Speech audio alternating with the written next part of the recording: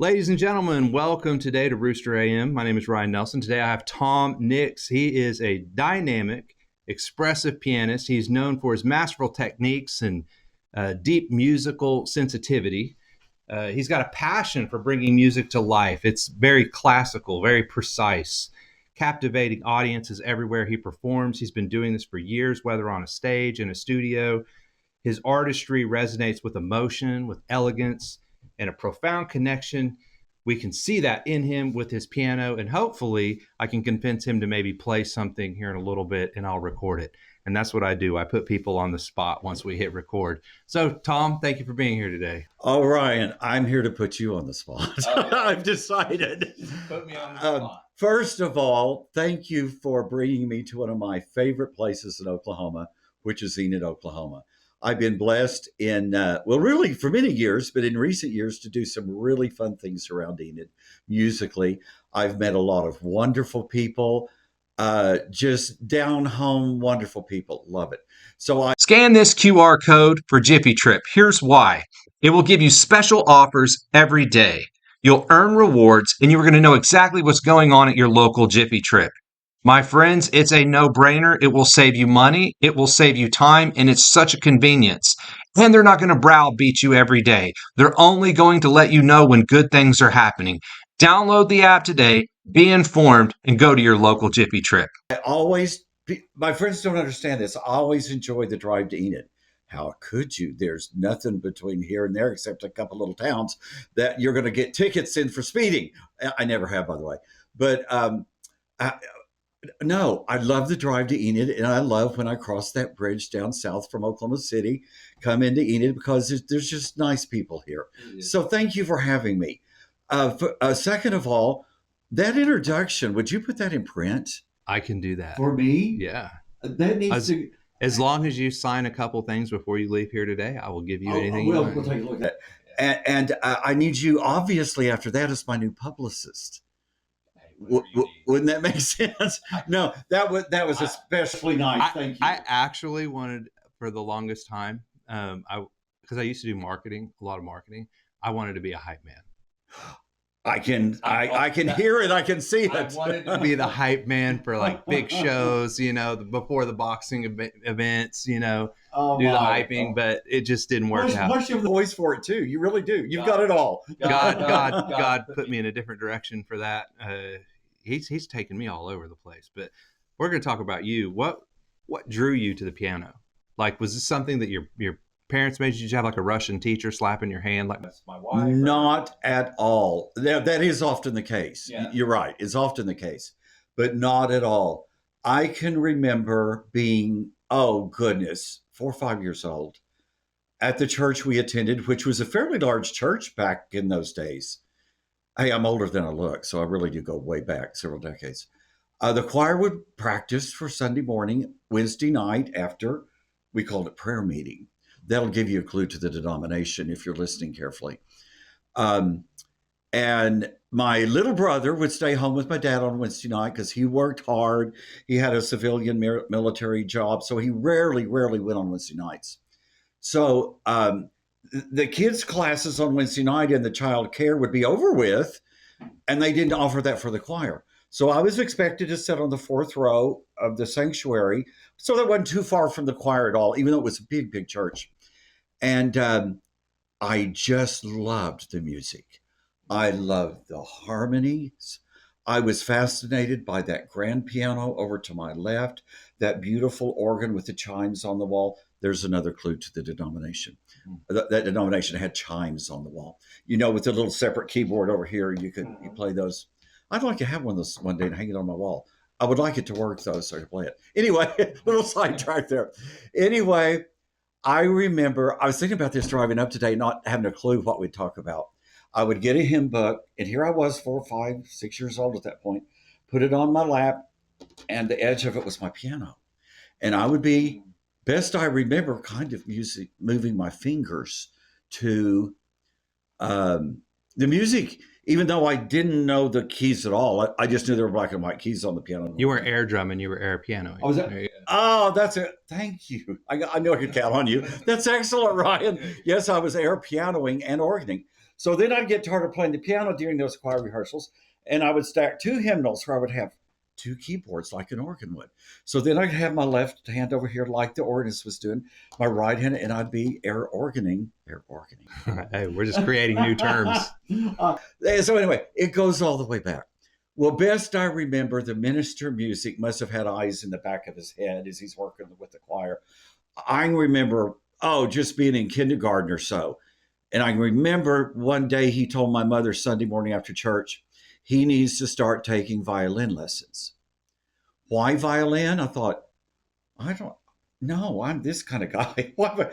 I later asked him through the years, why did you want me to take violin? Because it's the best thing to start on for your ear. I said, oh, and I was older by then and had involved in some orchestral stuff. I understood what that meant. He was correct. Well, I never took violin. My mom had a nice Baldwin acrosonic piano already, so we didn't have to buy me an instrument to practice on. And we weren't poor by any means, but we couldn't have afforded to rent or buy that nice violin.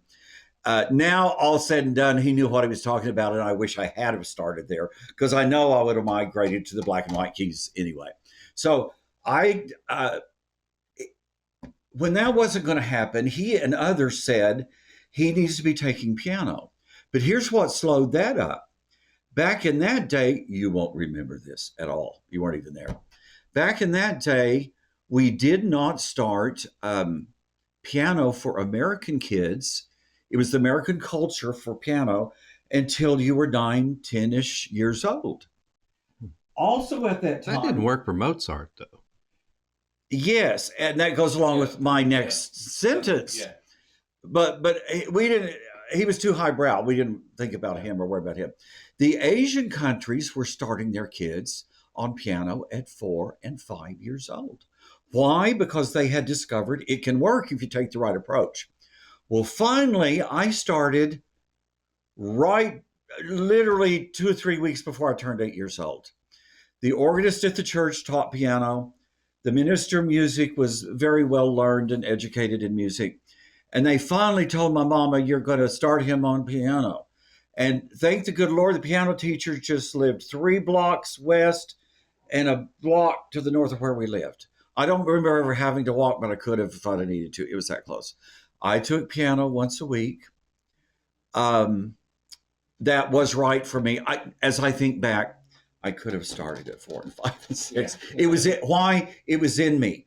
Was it literally in me? No, it literally was not in me yet, but it was in me as a gift and personality and temperament, without a doubt. And those of you that know me most, you'll understand that it's in me, still is, and pray to the good Lord it always is. I've always said, as long as these can work, when I'm 88 and you can roll me up in my wheelchair to the piano, I can probably play something. Anyway. That was a long answer to your brief.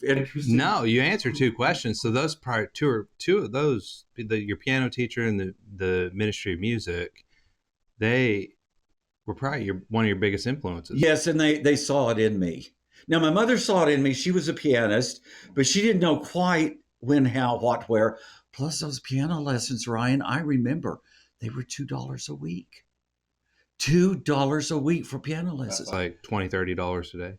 Yeah. Oh, I was talking to somebody yesterday, even more, 40 and 45 in some cases. Yeah.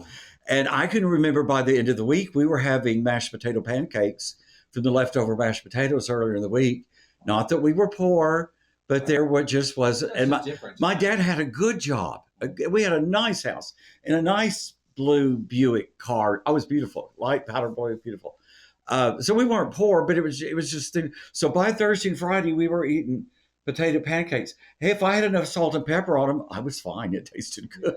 Yeah. But I didn't know then that was the sacrifice to not have meat by the end of the week until payday on Friday.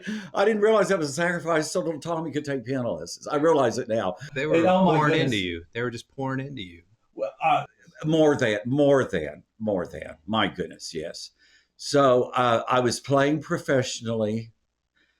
I think about this, and I think about today's culture and our 1035 TV shows and little Oriental children and other American kids that go on playing the violin at 3.5.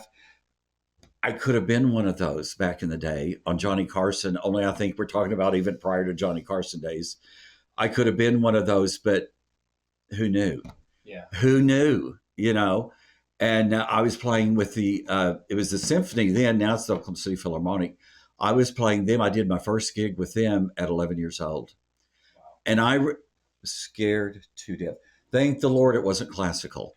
It was a big Broadway, 17-minute or so thing, you know. And I loved it. I was in my element, but I was sweating. I was scared to death. And but I remember thinking also that there was an audition citywide, junior high schools audition.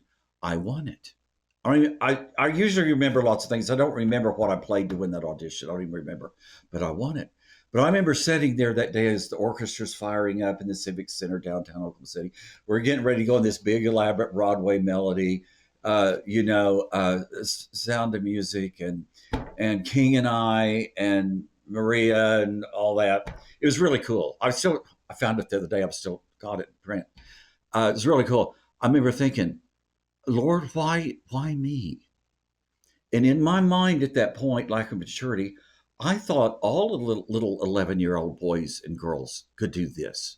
I assumed they were all taking lessons. I was so shy, I was really shy. I was clinically shy until I got to college. That's wild to think that you were shy. But okay. I think it's why I had a quadruple bypass 2 years ago. Seriously, I mean that.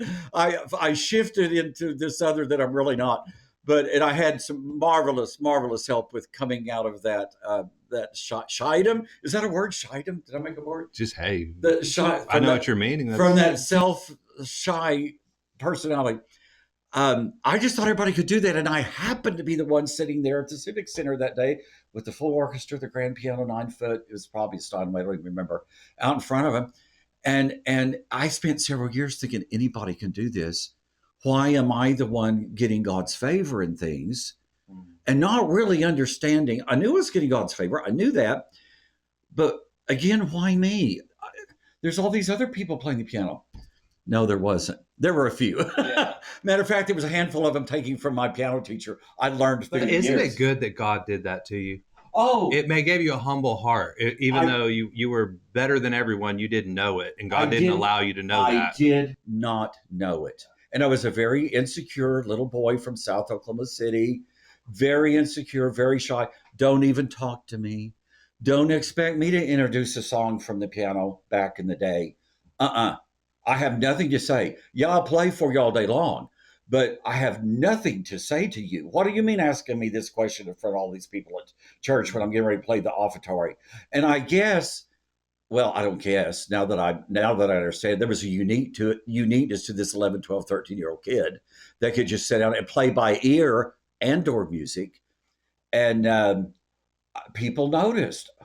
I didn't notice they were noticing because I wasn't looking at them because I was too shy. Yeah. But it's been good. It's been 99.5% amazing. The places God has taken me, I never dreamed of. Who have you played for? Who have I played for? I mean, what's memorable? What's some memorable performances that you've had? Oh, I should have thought you would ask that one. I should have thought through that. Memorable. There are a lot. Okay. To roll in my vocal ability with that, which I didn't know I had until junior high also. Didn't know I could sing. Well, I knew I could sing, but can't everybody. Well, you actually can't sing. Everybody sing? Well, I mean, you actually sing like you're like classically trained sing. Yeah. Oh yes. Like when I sing, my sing is just all broken up, and I have to use all sorts of devices to make it sound good. No, I was blessed with that too. That's a whole other chapter, I guess. I haven't thought of in that context. But performances, that was the question. Yeah, performances combined with the vocal. And for many years now, I kind of set down Billy Joel style. I'm not Billy Joel, don't want to be Billy Joel, although he's an amazing, brilliant talent. But I can sit down and play for myself. I learned early on, I'm the best accompanist for myself when I'm singing. I have great pianist friends that I trust. And occasionally I have to trust them for a reason. Can you play for me for this? But no, and people that don't know me well don't understand that. Are you sure you can play for yourself? Yes, I'm positive. So whether it's a little bit classical, love stuff, certainly gospel, black gospel, which is my favorite, my most favorite. Just let me, I can do it. Let me show you. Well, we just thought only Billy Joel. Well, there's Billy Joel and me. Anyway, that's kind of silly to say it like that. But no, memorable performances. I have sung and or played, and mostly both.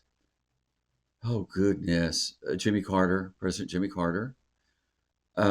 Before, yes, before his big campaign year before he was elected president. Ronald Reagan, that's a huge highlight. The arena at the fairgrounds, which I think they're tearing down. Am I right about that? Yeah. I usually am on top of Well, these they're going to things. rebuild, I think. They're going to rebuild Yeah. it. We need to leave it alone because it's iconic. Come on. Are you listening to me? Leave the arena. Well, they at Come least on. should cut the floor out and move it like they did at the Grand Ole Opry. You know, like all the people who played there, they still have the floor. Do something memorable. Yes. Now that was a time that I didn't get to sing and play for myself. I was standing there singing. Got to sing for Jimmy Carter before he was elected. I'm just putting this into focus. Maybe I help get these guys elected. I never thought of it that If way. I run for president, I'll have you come. Yeah, there we go. Or at least the governor. Or how about Mayor Vened? There you go. I've actually been asked that. You'd make a good one. You'd make a good one. I'm good at campaigns. I'll tell you what, they will tear me apart with my past. They're like, this pastor has a past. A pastor with a past. There's a song in that, Ryan. The pastor with a past. Done. Give me a week. Oh, I'll give you a month. Don't stress yourself. I'll give you a month. Anyway, King and Queen of Spain. That was cool. Didn't get to meet them, but it still counts. They were right there. You don't always get to meet the biggies. No, but they want to hear you. They bring you in. Usually you do, but not depending on the circumstances. Not always. It did some cool, not big, but in God's eyes it was some cool stuff in China. Oh my goodness. Oh my goodness. People say, would you go back? Oh yeah, I can be packed in an hour, ready to go. I've loved everywhere I've been. That's, I think, kind of unique. I really have loved the people everywhere I've been. China, oh my goodness, everything about it. It's more oppressed again since I was there last. Right. So I hear it can be a bit frightful as such. But yeah, that's some of the fun things. I've been associated with all three major Christian broadcasting networks in pretty big ways years past. Also 100 Huntley Street in Canada. Been on there some, not as much as the American networks. But yes, I worked somewhat closely with Jim and Tammy Faye Baker, Paul and Jen Crouch, Pat and Dee Dee Robinson. Really, really special times that built my confidence, and I learned a whole lot through all of that, a whole lot, which was good. So you've done you have a lot of performances that you've played. Do you play a lot of your own music, or do you play other music, or just kind of what they give you? Or good, fair question. First of all, it totally depends on the circumstances. Totally.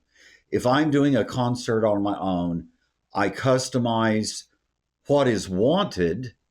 And if they don't even know what they want, which is sometimes the case, I get a feel for what is this event, what kind of people. Oh, it's a birthday party. Oh, it's just a backyard concert. Oh, you want me on Sunday night for 45, 50 minutes just for a church concert. And I'll customize. Of course, if it's a church, it's mostly gospel. I might throw in a patriotic, depending on if election's coming up in a month or two. We might sing who they're voting for. We might sing God Bless America at the end or something like that. And I'm known for being able to do that even on the fly, spontaneously. I've been around so much music all my life. You mentioned when I arrived, oh, you're a country guy. And I think I said, no, not exactly. I'm an everything music guy, which I am. Yeah. I can do I've written a country song. I want you to hear it later. You might want to record it, make it big. There you go. Oh, don't worry about that. That was the Bose speaker. Can we edit that out? I thought it was your doorbell. That I'm paraphrasing also, that your gifts / talents will bring you before kings. I found that fascinating as a kid. Because when I started catching on, and I never thought of it as talent, back to being shy, I can play the piano. I'll never be before kings and presidents and governors and things. I just won't. I'm that little kid from South Oklahoma City, only to find myself amazingly, I have. And such a blessing. God has used every one of those situations. Some of them he has continued to use through the years, especially on my state level with politicians. I didn't have a vision or dream of getting involved, at least heavily involved in politics. The last 20 years almost, I've been in the middle of state politics.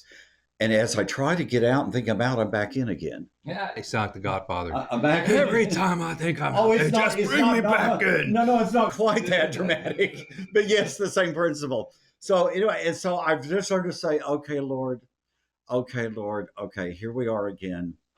Use me, use me. And as a little boy, I said, use me, Lord, and I meant it. About 15 years ago, I mistakenly re-upped with the Lord used me, and he really took me serious then. So I find myself in some situations looking around like, no, this is not my element. Lord, you of all people know this is not my element. It's time for me to leave. No, go forward and you'll see. And every time I saw what I was supposed to be there for, what I was supposed to say, I joked before we went on the air. I kind of bowed down and prayed, and I said, Lord, I've got another project, don't I? Meaning you, right? I know. And I was like, what did I do now, Lord? I'm a new project. I love it. So anyway, okay, let's talk about you. No, I'm kidding. You're the boss. I'm going to shut up for a minute. So you have your recording. So if you have it on a CD, I'm going to be honest. You know how hard it was for me to listen to this? I hear that. I don't own a CD player. My mom did, though, so I had to go over there. there. There are thrift stores all over the town of Enid. I've hit them all through the years. I bet you can. We'll go find you one when we're finished here. I'll pay for it. What if I put you online? People have been saying that for decades. It would take me what are you waiting 1 week. I could have you on Spotify making money, people listening to your music. Well, if it's yours or it's uncopyrighted, like how hymnals, I think after so many years. Oh yeah. Okay. Most of it's public domain except a couple of them, but I've paid them for the rights on that. Yeah, as long as I have their little ID, their little writer ID thing, I can put it in there. I moved twice since then, but anyway. I know it's to be had. But I'm saying you can put it on there because most people don't know that right here in Oklahoma, we have one of the best pianists, but you can only hear you if we come. Maybe that's your thing. Yeah, if you want me to play for you, it's going to cost you to come into your home and play. but like people could just download it and listen to it on their phone. Well, you could also do stuff with. This is what I'm doing with my wife, because she plays everything she's always done by ear. And she can read music, but she can't sight play. But she has to practice it, and then she can play. And then she can do it. Yeah. But if she just plays her own stuff, it's incredible. Like I'm like, she's blessed with a good ear. Yeah, she'll just play and play and play, and you're like, what are you doing? And so what I was going to do is record it and then put it up and do videos and then post them as like meditation videos, Oh, that was going to be my next question. What's the video going to be? But then you said it. It'll be like a meditation video, and there are people streaming like 20 million views watching a video of a fireplace with someone playing a piano behind it. Friends, are you hearing this? And they're getting paid for it. They're getting paid for that video that people play at Christmas time while they're just sitting around all Christmas. So I'm sitting here going, that's what you could do. You could do that. I'm going to do it with my wife. Can I be transparent? Yeah. Laugh if you will. It happens anyway. Honestly, I barely know what Spotify means. Go ahead and laugh. He's laughing. Camera, get him. He's laughing. I barely know what that means. Do you know what an email is? Yeah, I did learn that through the years. I'm just kidding. I'm joking. That was a bad dig. Listen, that was a bad dig. In more recent years, when I discovered, no, it's not bad. It's not bad. In more recent years, when I discovered that you could change the style and the shape of your letters when you're typing on the computer, I thought the second coming was at hand. That was so high tech in my heart and mind. And then how really once I learned how easy that I is. just don't see you as that old. You're what, 47? Take the 7, move the 4, move the 7 over to the left. I know. I'm way older than I look. I know. No, not at all. Like you don't look old. I mean, you got a youthful spirit. I'm like, man, you should get out there and get this stuff out there. I think I'll always have that, and Because you have a legacy, and so your legacy, you can put it online. It'll be there forever. ever, amen. Yeah, it'll be on the cloud. It'll be everywhere. Where that will one day be caught in a fire. Why did you not do that before I got here so we could advertise it? Now you have to have me back just to advertise that. Because I'm not going to do it without your permission. And Do you have a telephone? well, I'm a busy man. You might know. I'm just kidding. You're going to want me to sign something about that before I leave. People, he's got all this paperwork ready, I'm sure. I know his type. It's all ready to sign. No. Okay, moving on. No, I mean, when it comes to what's some of that other online stuff? I do know Facebook. Twitter. Now it's called. I don't have a clue what Twitter means. I mean, it's something on your phone, isn't it a little duck or something, a little Twitter? Little bird. Tweety See, bird. that's all I know. That's all I know. But is it, what's its purpose? You send a message out and everybody can see it who follows you. Well, I use Facebook for that. It's the same thing, but Twitter's it's a little bit. It's Refined? called X now. A little more refined. It's called X now, but Elon Musk bought it, so he changed the name. Okay. But yeah, it's smaller. It's not as big. Facebook, you can write big long posts. Twitter's really more short, focused, more focused, short. It's kind of like a town hall where you can just kind of throw in your comments. There's everybody. Yeah. Blah, blah, blah. Yeah. Okay. Well, all those kind of terms. There's more. I know the terms because I see them, but I don't have a clue.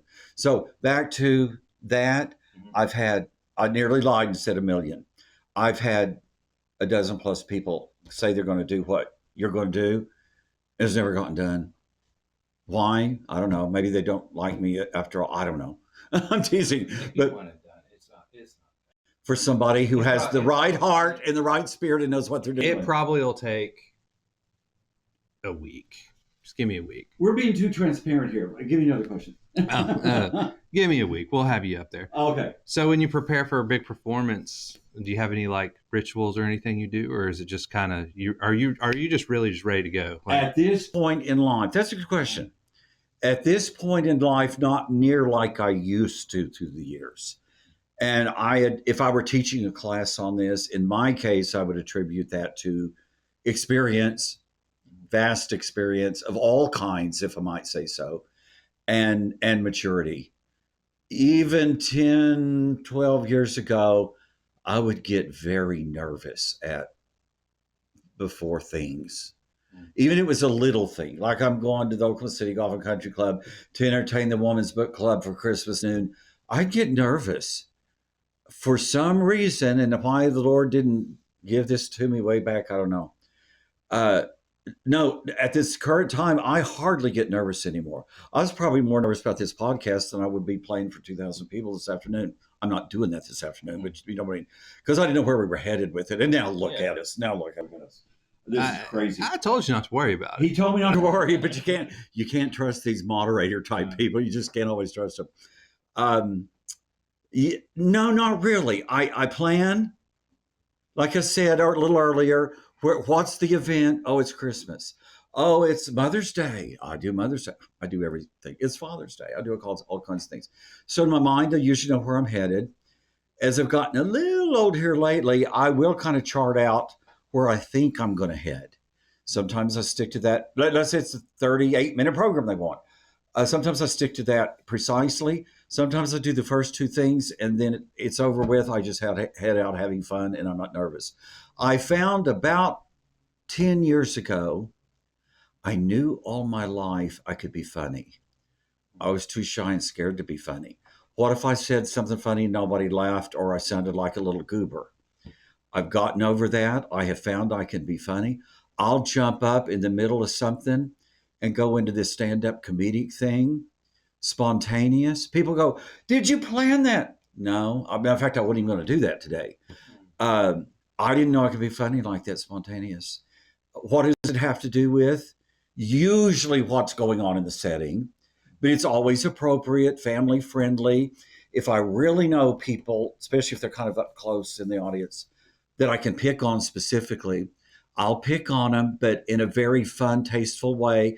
And I'll assume the other people know that person, and usually I know they know them. Yeah, Sunday morning announcements. I used to do that. I would find somebody. Did you really? Yeah, because when you go to church, normally it's like, well, all right. At least my experience at church is that if you ever got called out in church, it was normally because of a bad thing. You know? Oh, exactly. Yeah, but for me, I was like, that's not how I roll. So if I'm going to call you out, it's going to be for a good thing, a funny thing.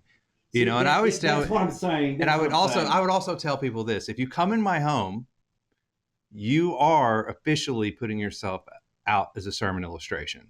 So just know that, like, stay away. Do not come in here and come say, on in and then Sunday be away. like, oh, he talked about how I dropped the chicken on the floor and made a whole sermon out of it. Yes, I did, and I told you I would do it. So, That's what I'm saying. So anyway, I have fun now.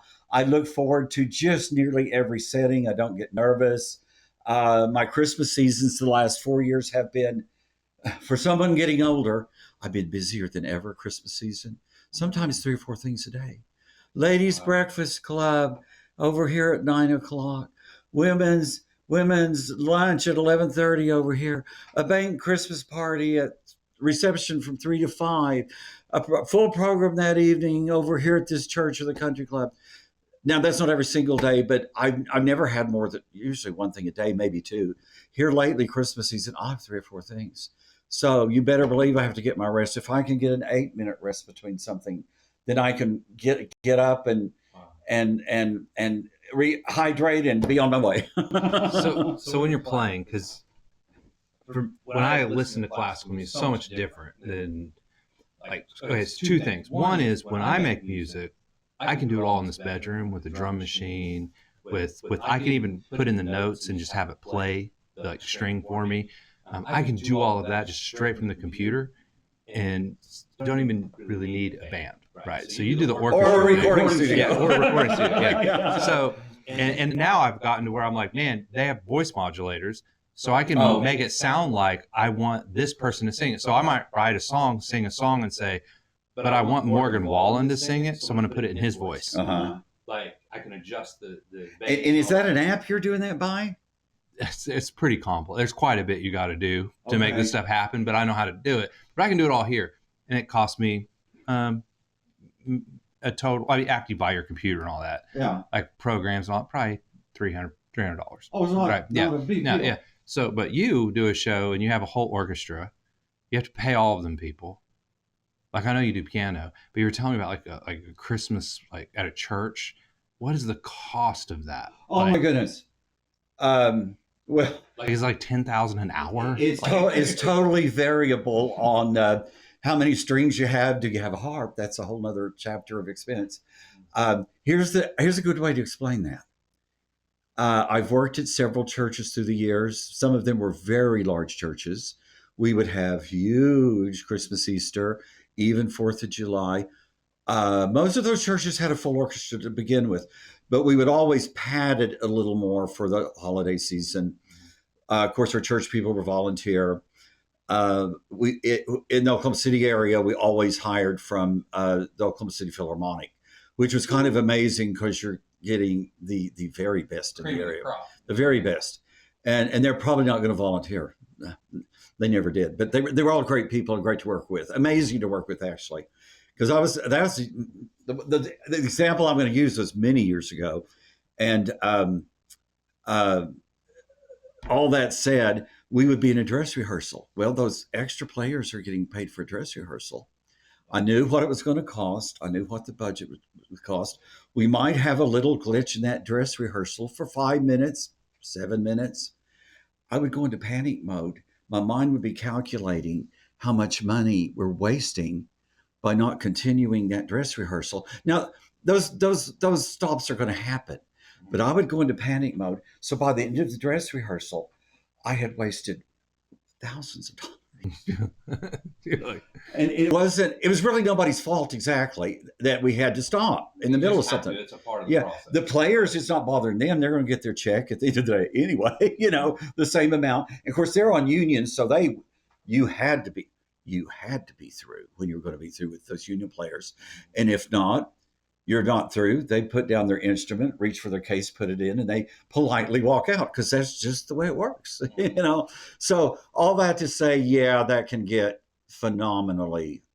That's just the difference. Honestly. So like, when people listen to that type of music, because there's this in the world today, certainly in the youth, they don't appreciate it as much. And it's like you have no idea the amount of work and cost involved to hear that sound. Where you're willing to pay someone like me money to come listen to my little $300 thing, this one costs 10 grand. Or more. Yeah, or more. Or easily more. There's a huge difference in talent, prestige, effort. I mean, artistry. Interestingly, you can, and I run into this occasionally, and it's amazing when I see it. Interestingly, you can still have that phenomenal, gifted, talented person, musician on the other side of it. But they haven't arrived at the big bucks yet because they're on their journey. But that talent can be there. And I spot that occasionally, and I'm going, whoa. That's amazing. I never appreciated him music as much until I heard, and I don't know if you know him, Jackson Anderson play. Oh, yes, I know him well. Yeah, when Jackson Anderson he was part of my big Him Sing Here Nina a while back. There is a crazy talent. Jackson, there's a crazy talent. And I heard him and I was like, wow, man, he's really, really good.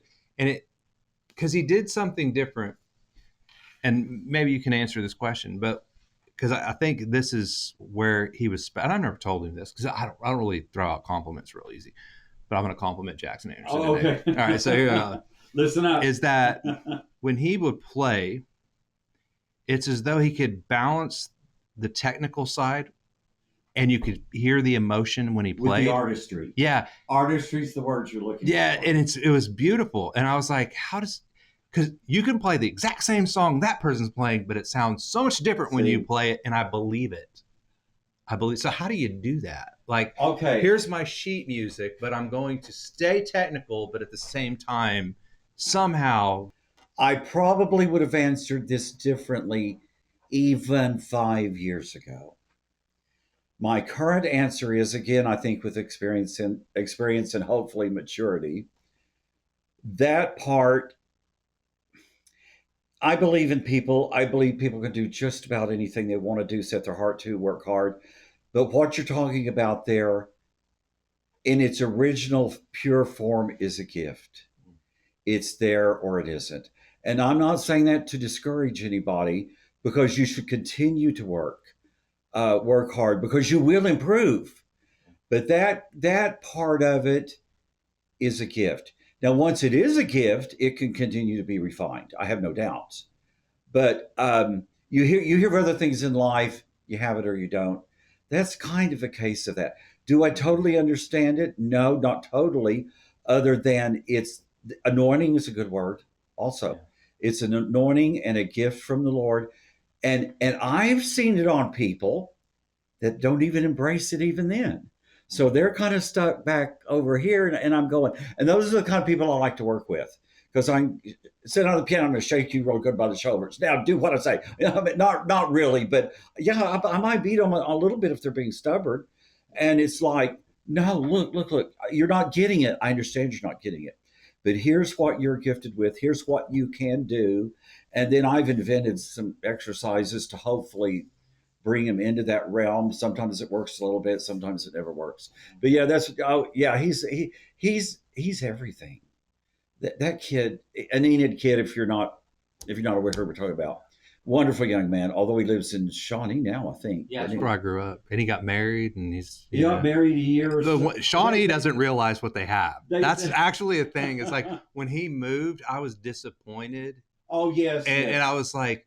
And when he went to Shawnee, I'm like, I know Shawnee. Shawnee's great, but Shawnee doesn't know what they have in Jackson Anderson sitting. I think he's teaching. They don't yet. And I'm like, you guys have probably the best fingers in that town right now, and you don't even know it. Without doubt. But beyond best fingers, arranger, the boy, I call him kid because he's not a kid anymore, but he's way younger than me.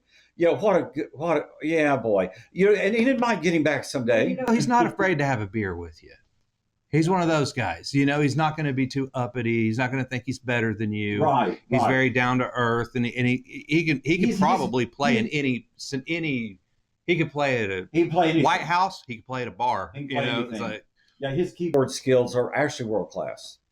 And what a guy! And Enid could get him back. I can see where that could happen. I think he's just run down that direction for a little while, and he may come home someday. It's wild. He is up here often for things I see. You've got a dueling piano bar now, I think I saw. Yeah. He's up here for that occasionally. Yeah, I see him here. He comes every once in a while. He's always been good to me, and he's had reason not to be. Oh no! Because I was a pastor at the church. He was playing the piano, and you know how that gets sometimes. You're like, especially in the back. I'm kidding. I'm teasing. Well, and I will tell you too. I will tell you that the most musicians are the prima donnas you have to deal with. No, I'm just. No. Sadly, that's true. Sadly, that's true. And those are the ones that I look. That's not on. Jackson Anderson, though. I want to make sure that's not Jackson Anderson. Definitely not. Like that kind of might have been sounded like that. Those it's not him at all. prima donna types are the kind I look back on. They may have been great people, very talented people, very giving people, but because of that prima donna attitude, the Lord couldn't use them fully in their giftings. I could name a dozen names right now, which is beside the point. And it's sad. It's sad. And then I wonder, as I've analyzed it, if some of that prima donna stuff doesn't come from insecurities. I know some of it does. It comes from insecurities. So yeah, it's a reality. It is. Well, and that's how I am. Like I've realized this over the past few months is that like I've walked through life and many people have said things about me that are true, but I've never noticed it. And it's something I've always done as an insecurity to mask something that I was hiding. See? And I didn't know it. Like I just don't know it. Know. Yeah, it's like people were like, "Man, you're so cocky." Like you walk like you run the world, and I'm like, "What? I don't. I'm just walking." But then I realize, why do I walk? And I start thinking about it, and I'm like, because I have to be the best presence in the room when I walk in. Because if not, they're going to see my flaws. Yeah.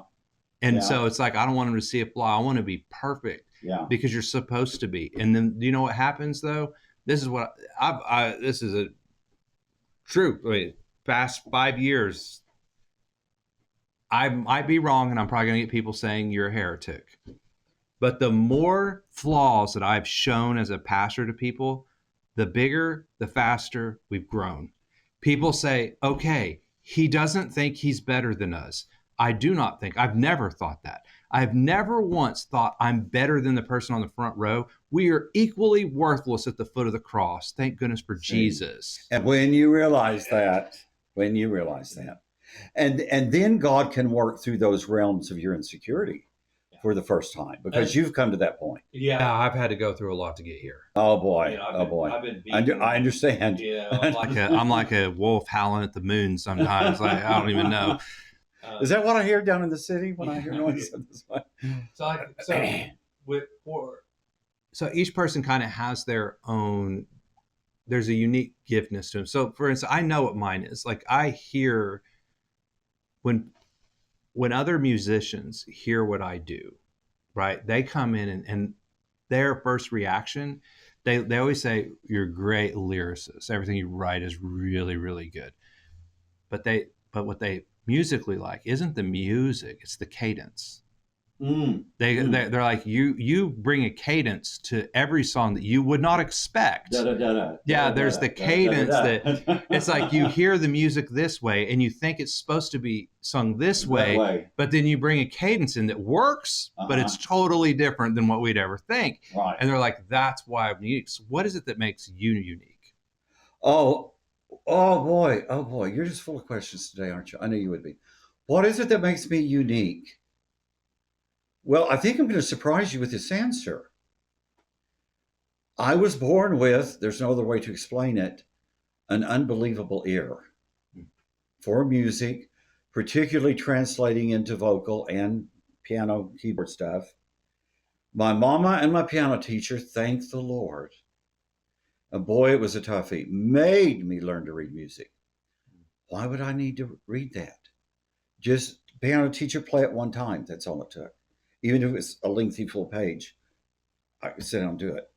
Why do I need to learn the notes if it's easier to do it this way? No, you got to learn the notes. I remember once in junior high and once in high school quitting piano twice. They probably knew I'd come back. I had no intentions of going back. But my mom and the piano teacher and my dad, they probably knew I'd go back, which I did. But it took me 3 or 4 weeks to process. And this is just too much fun to quit totally. Okay, I'll try again. It didn't come absolutely natural to me, the reading of music, like it does with many others. Right. But to cut to the chase, because of my unbelievable ear, not to brag. Well, it's a gift. You can't brag about a gift. Yeah. If I've heard the song once, 12 years ago, it's in there. Can't help it. Sometimes I wish that much information was not in there. Oh, like I kind of told you about waking up in the middle of the night last night with a theme on my heart and mind. Time to edit here. No, you're fine. I lost my train of thought for a minute. Oh, anyway, I get jobs where they need a reader. I am not the best reader in town. I'm in the top 5%, but the top 1%ers, I know most of them, and they're unbelievable readers. They can just sit down and just literally. I mean, like reading a book. A friend of mine is the rehearsal person for Oklahoma Ballet, for the Philharmonic, for Lyric, all the biggies. She'll walk in, not even, here's a brand new musical. She doesn't know the first thing about it. Open the page. She's there for dress rehearsal. We're ready to go. And it can be like Cats, which is very difficult music, very difficult. Doesn't matter. You know who you are. Sits right down. And she goes, well, you're almost as good as me. And I said, well, almost isn't good enough. You're unbelievable. But anyway, there's a big difference between top 5% and 1%. And this, in my case, it is. So yes, I can read and read most things acceptably. But then I have that ear. So I get jobs on either side of it, or a job that might need the combined for some reason, the ear and the reading. So that's probably what makes me unique. I get last minute calls. Tom, I've been at the rehearsals for blah, blah, blah. I just can't do it. I stepped in at one of the local theaters in town, one of the longest running in America, actually, and to a interesting little show. And I need to leave names and dates and places out of this. The young lady playing just said, I can't do this. And so who do we call? Well, they kept hearing call Tom if you have a problem for anything. I get a call. The final dress rehearsal's the next night. And can you be here? I said, yes. How does the show run? Going to run for 4 weeks, Thursday through Sunday afternoon, whatever. They pay not well. None of those things pay real well. They pay nicely. I'm not really complaining. But I joked for stepping in at the last minute. I deserved at least time and a half. I really did. I go and I take a little, this has been a while back, a little handheld cassette player. And it was back before phones being so common. And they have the score. And I go sit down on the second row of the theater.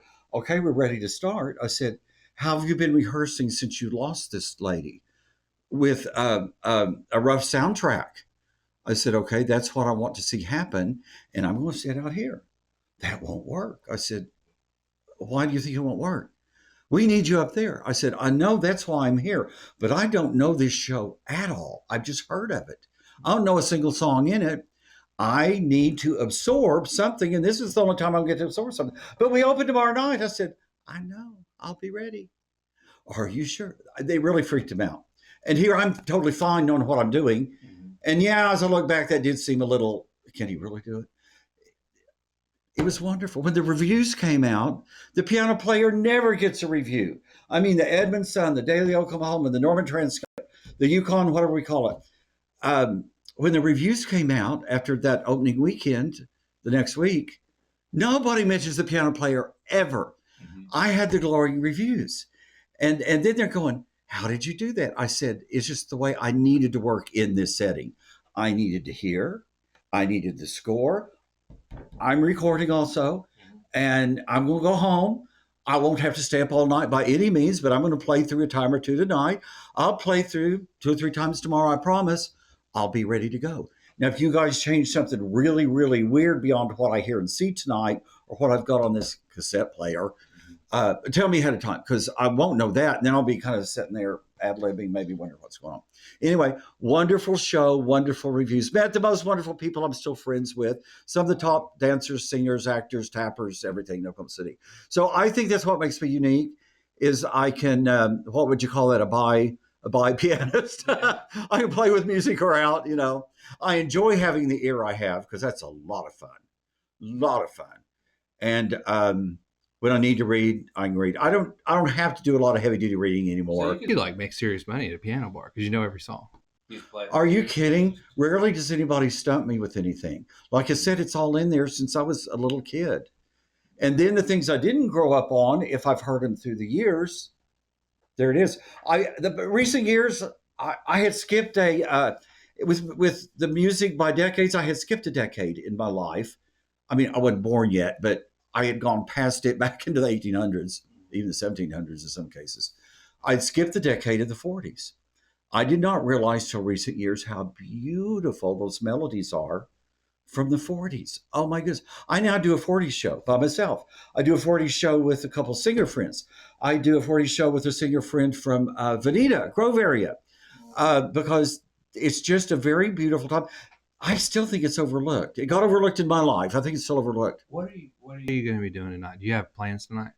Tonight. I was going to say, just sometime, like, I think my wife would just enjoy listening to you play.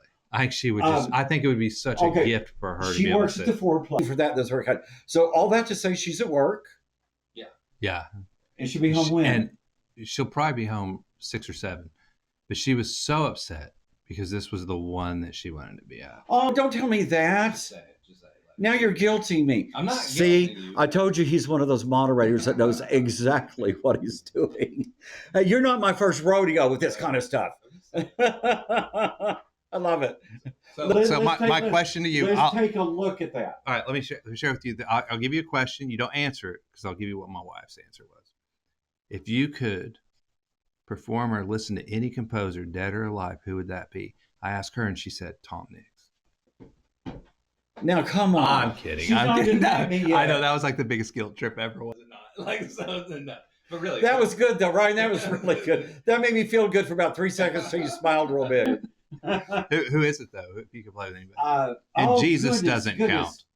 But a specific name, I would have to say, oh, goodness. I'm going to have people mad at me. Some of my friends are going to be mad at me that play the piano incredibly well. I would have to say Chopin. He's romantic. He's smoothly intricate, which is my favorite. I'm very romantic. Give me a Broadway song that's romantic. I could go for 90 minutes on it. What's that? What was his name? Dr. Don Shirley. He was Chopin fan, I think. From where? He was the African American from the South. Or from the North, who came and played in the South during the 60s. I don't think I know. He did Orpheus, the orchestra Orpheus. Oh, that's kind of ringing a bell. Okay. Yeah, I think it's Don Shirley. I think it's his name. Chopin is not easy by any means, but it's smoothly technical and so romantic for the most part. I just love it. He's been quoted saying something like. They were like, if you could play anything, because back then, if you were a black guy playing, they expected you to be a certain kind of bluesy style, jazz, yeah, and blues, but he wasn't, and he was gospel, like, yeah. and he was like, I want to play Chopin, and they were like, that's not you. You're too black, that kind of thing, and it kind of that's so prejudiced, right? So right. So he's attacking. He's like, they were like, why do you want to play it so bad? He's like, because you'll never hear anyone play it like me. And he did. Yeah, he did. He was the best. Wow. So that's pretty. I think it was Don. I want to make sure I got his name right. Yeah, Don Shirley, classic pianist and composer from 1927, and he died in 2013. Was his compositions mostly in the realm of classical style stuff, or did he write all kinds of things? He was his own thing. It was really, really different. I mean, it's piano. But is his own thing. His really good one was Orpheus in the Underworld, I think. Okay, I've heard of that. Yeah, Okay. yeah, it's- Been a while since I've even thought about I mean, it. you're Heard about talking 1960s, 50s probably. In 50s, probably, yeah. Yeah, it's probably in the 50s. My goodness. But yeah, he really Chopin. See, God's talent has no prejudice or judgment. And even Chopin, It's just we've had to learn that through the years. yeah, Chopin was played in the West in like a lot of those honky tonk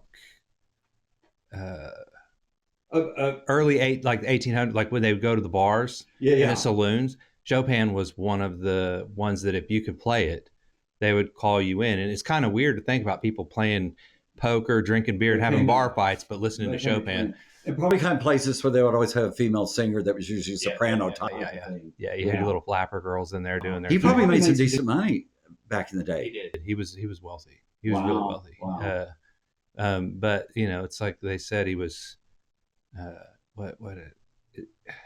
There's a book and a movie. It's called, I think it's called Green Book or Green Road. Green Road is what it's called. And in there he says, I was too white for the black people, but I wasn't black enough for the blacks. Wow. And he said, and I'm just a lonely man. Oh, you know? boy. Bless his heart. if you have a lonely man who's a musician, who's talented, you're going to get something special. Sounds like he understood it and embraced it, though. Sounds like, which makes all the difference. Yeah. Pretty good. Oh, that's good stuff. Yeah. Let's make a movie. It's pretty cool. Like, so Chopin, you really, your friends would be like, no, but hey, there's been some great people, and that's been around a long time. Wow. I mean, Chopin's been. A lot of those old-time composers were interesting guys anyway in their own right. And then some died young and some had their challenges. Yeah. But the gift was still there, and the gift lives on. We're not going to read that. That did not come out correctly. I'll have to tell you about the first time I texted someone, first time ever I texted someone, and who the superstar was. And the good thing I didn't know you needed to proofread it. I just thought it would be what it was. And I happened to proofread since my first time I went, I don't even think you're talking like that. Stuff coming out. You know, when they had the little like 3-letter, like LOL for laugh out loud. Right. My mom was seeing these and she thought she knew what they meant. And my mom is a sweet woman, right? She's sweet. Is she still with you here? Yeah. And she lives right down the street. She's so sweet. And she was on the messenger and I was like, so Mom, what's going on? And she would go to my page, like on my Facebook page, thinking she was sending me a message, but she's really just posting on my wall. Oh, okay. And she goes, easy to do. She was like, she put WTF. And I was like, Mom, is this you? Yeah. Well, what's going on? WTF. Mom. So I call her, Mom, do you know what that means? Yeah, with the friends. I was like, it sounds good to me. that is not what people are reading, that Mom. Sounds good to me. And here it was on the public side. I did that the other day accidentally, not with anything weird, but I didn't want the whole world to see what I meant to be. And I was in a hurry and distracted, and I caught it, and I thought, oh, get that off there and go the other direction with it. Yeah. That was so funny. Oh, bless her heart. I was like, well, Mom, you can't run for president now. Yeah. It's an eternal matter of record. Yeah. Oh, bless her heart. So how do you balance music with personal life? Or is it just your whole life? Do you know, you're good. You're asking the best things. Even when I had a family and the boys were much younger, it was still tough. I made it happen because I knew, and I wanted to make it happen, but I knew you better make it happen, and I did. It was tough, especially back then in the church settings I worked in that were just monsters. And you know what I mean by monsters church? The big productions. A Sunday service was a big production. One church, we celebrated everything. I had to have red, white, and blue things going on and patriotic the Sunday before Election Day. Now, I love red, white, and blue, and I love patriotism, so it was no problem. But I say that to say You think about it, there's something every month and then some. Mother's Day, Father's Day, Memorial Day. See, and I actually, as a pastor, I didn't do that. Labor Day. I said, Sunday is his day every week. Thank you. That's his day. And so, Thank you. like, if you were at my church and you were like the pianist, I would have walked in and I said, you know what we're doing this week?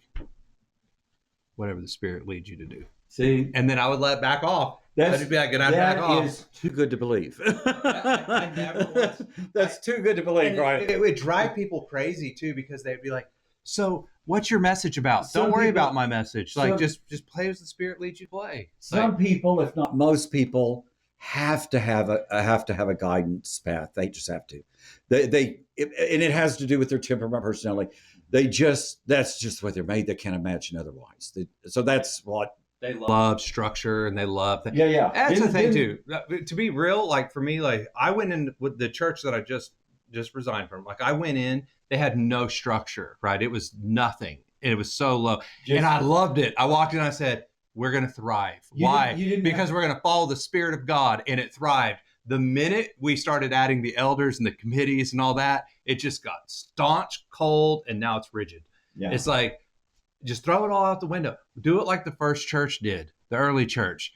You know what? What are you doing Sunday? Are you going to be in town? When? Sunday? Uh-huh. I have my church gathering here. I meant to ask you that earlier. You can come over. When do you meet? When do you meet? 10 o'clock. Here? Yeah. At the house here. You just come in and play. We just have a day of worship. At the moment I can do it. I mean, I can't pay you for it. I can't pay you for it. I'm poor. Not even $10 for gas. All right, I'll pay for the gas. I'll get you gas. I'll take you to dinner. $10 won't even get me back and forth, but it'll help. But here's what's nice. Here's what we do. This is what we do as a church. Like, because I'm changed. Okay, I could be wrong. Just say wrong. But I am changing the way that I look at church. Church is people, not buildings. If we come here, we gather, we break bread together, we pray together, we worship together.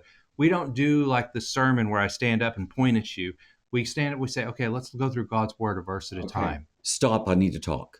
Yeah. Will you stop a minute, Pastor Ryan? I'm sorry. Have you read, and I'm not here to plug a book, and I've sent this book to friends and they've called up just, oh my goodness, it's pro or con.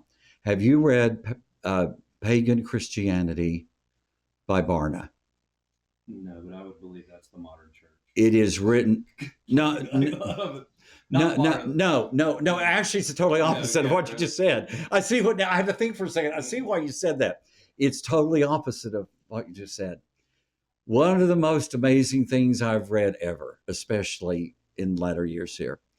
I bet I've read it 8 times.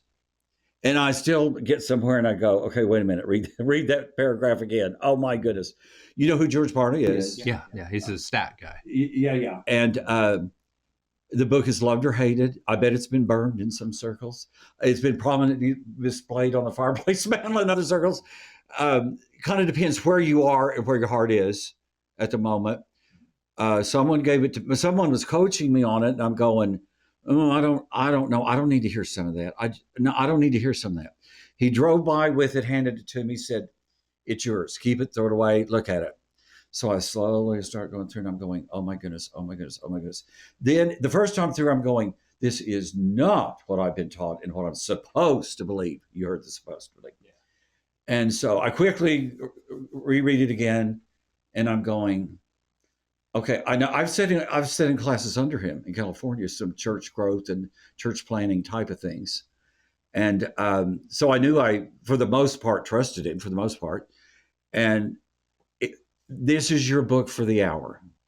I don't have one. I gave my last copy away a couple months ago. I will get you one. Half price books in the city usually has them in stock on the shelf. I'll tell you what, I probably have it. I have a huge church library that I gave to the church. So, I mean, they should let me in just to go find the book. So. Let's not chance that. Let me get you one. Let me see if I can get you one before Sunday. It's not the easiest read in the world, but it's not the toughest. It's not short. It's probably, I don't know. Does it walk through like the traditional idea of Christianity and says these are not? In the first place. In the first place. Yeah. and what we should be doing and what is wrong with how we've been doing it since the 70s. Come to this conclusion, and I'm not talking from the 70s. I'm talking all the way back to 325 AD. He starts there. He starts there, literally. Yeah. But I was just saying, for that time frame when we go into the big crusades and all that, he pretty well dismantles that, and he's not being mean, because it's not all bad. He's not being mean, but by any means, he's not being mean. But he dismantles 90+% of that. And when you really look at it, you're going, you can't argue with him. You can't argue with him. Never have I ever. Okay, that's a lie. I have on special occasions, like if someone had cancer and they were raising money, something like that. I don't pass an offering plate. Never. You have something at the back to give it. Just a little box that says offering, and up on the screen it says give as the Spirit leads. That's it. I don't even mention it. Don't even talk. We always met budget. See, the minute they started passing the plate, they started to have a problem with budget. Okay, I was going to say that. I was going to say that in the opposite. Statistics show, if the church is fairly healthy at all, you know what I mean by that, that the giving will be much more by giving it in the back, in the lobby, or at the back door, and in some case double and a half, maybe triple. And I don't know this stuff. I don't read this stuff. I just read the Bible. And the Bible doesn't press people. It's not a. It really is all there. Yeah. It really is all there. Not word for word like you and I are expressing it, but it really is all there. But who does that, Ryan? Who's going to do that? Let's try this thing. Let's stop reading. So over here, they can't see this on the screen, but over here I have all these books, right? And I enjoy reading what they write. Okay, that's the John Calvin commentary. Oh, it is the Spurgeon commentary. It's the John MacArthur commentary. Oh my goodness! Over here is Lloyd, D.M. Lloyd, the commentary on Romans. Okay. That's a Presbyterian, Calvin, John MacArthur is very, I don't know what you would call him, very traditional, very traditional. He is a Southern Baptist, right? Yeah, he's he's a leaky Baptist. Yeah. He's not really a Baptist, but I don't know what on paper, I've heard he is, or something. Yeah, Spurgeon, the greatest preacher, probably the Prince of Preachers, right? But then you go through and you read all these things. You're like, man, they're so inspiring. They're so great. They know all this stuff. Then you go, I could go read the Apostle Paul. How about I'll go read Apostle Paul? And then you go read Apostle Paul and you go, wait, he told us everything that we needed to know. They're just expounding upon something that's their own, but it's all right there. Uh-huh. Why don't we try this thing? It's really cool. It's called Just Read Your Bible. Oh, how about this, pastors? Stop preaching other people's books. Stop preaching books and start going word by word through the Bible. It didn't cross their mind, I think, or something. Because it's all there. And here's the cool thing about it. When you go word for word or verse by verse, that's what I was doing. I did Ephesians, Galatians, Mark. I was working through Mark. I even did some Old Testament, like Obadiah. Obadiah? Of course. You know why? Because they said, no one's ever done Obadiah. And I said, challenge accepted. But you go through these things. Because it's there for a reason. Go verse by verse. And when you do that, you can't avoid things. Right. Pastors love to avoid things. They're like, ooh, yeah, I don't want to talk about that one. Or this is what would happen to me. I'd be going and I'd be like, ooh, gosh, that's for me. Lord, I want to skip it because I know I need it. But you knew. Yeah, and I was like, oh, and I'm going to be totally transparent with anybody and everybody. If you go back and watch my last 5 messages before I resigned, you could see the anguish going in my eyeballs as I was doing these. So it's there, but I can't avoid it. And guess what? Yeah. the pastor shouldn't be able to avoid passages. Right. But they do. Or they'll jump around and they'll grab from here. Today we're going to do a message on love, and they're going to pull love from 5 different places. But those are 5 different kind of loves in 5 different, totally different scenarios. And you're clumping it all together and saying, this is how you love somebody. No. This is how you love somebody when they're here. Yeah. If they're not in that place, you may not be wanting to love them that way. Yeah. That may not be what they need. There's so many examples, and the Bible is full of it, but people just take it and do whatever they want with it. I was raised that way. and went from one very wholesome, very musical, very basically to the root Bible based. I jumped ship from that, not on purpose, actually. It was the Lord. It was the Lord. I jumped ship from that to a whole nother realm of thinking, only to quickly realize there were certain things that had been left out of my original teaching because we're not going to act like that. We're not going to think like that, even though I now know it's there. What do you do with that? Mm-hmm. So I try to take the good from everywhere, and no, that well, without being specific, that's not a sin. The Lord spoke over us in this manner, but because He dances over with us, you know the scripture. We left that out of my former denomination because dance was a word that was as evil as Satan and sin and thievery and murder. That when you, what's the verse? Do something righteous or good in the eyes of the Lord. He is dancing and singing over you. The Lord is dancing and singing over you. But but you can't dance. You're not the Lord. It's very literal. And you know what? I've also learned as a minister of music in all kinds of settings. I was trained in some of that. Everybody has to dance. Everybody has to. You stand up and dance or you're a wayward, I've also learned, no, you feel like stand up and dance. That's what we're doing right now, sure.